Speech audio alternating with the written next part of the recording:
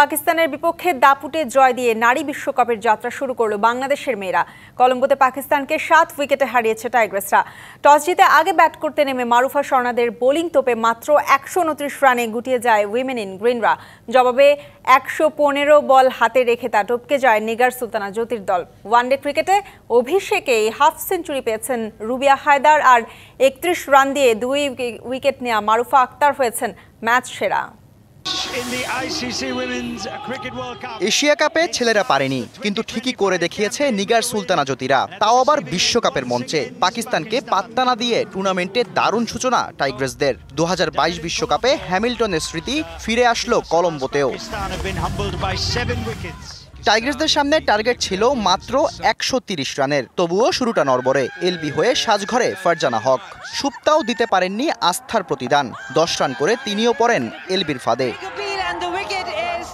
জয়ের পথ একেবারেই সহজ করে দেয় রুবায়া হায়দার ও ক্যাপ্টেন জ্যোতির 62 রানের পার্টনারশিপ। রিস্ক না নিয়ে দুজনেই ব্যাটিং করেন সাবধানী।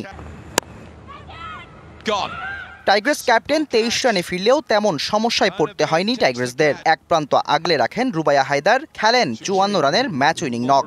সাথে সুবহানা মুস্তারির 19 বলে অপরাজিত 24-এ বাংলাদেশ অনায়াসেই পৌঁছে যায় জয়ের বন্দরে।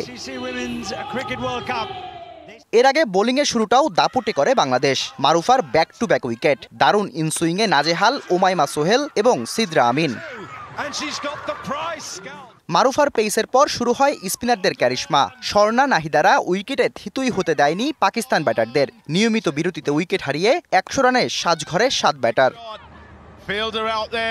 বল হাতে টাইগ্রেসদের 6 জনের সবাই উইকেট নিয়েছেন। দারুণ ইকোনমিতে একাই 3 উইকেট নেন স্বর্ণা। নাহিদা ও মারুফার শিকার 2টি করে 129 রানেই থামতে হয় পাকিস্তানকে। Shahriar Hossain, DBC news desk.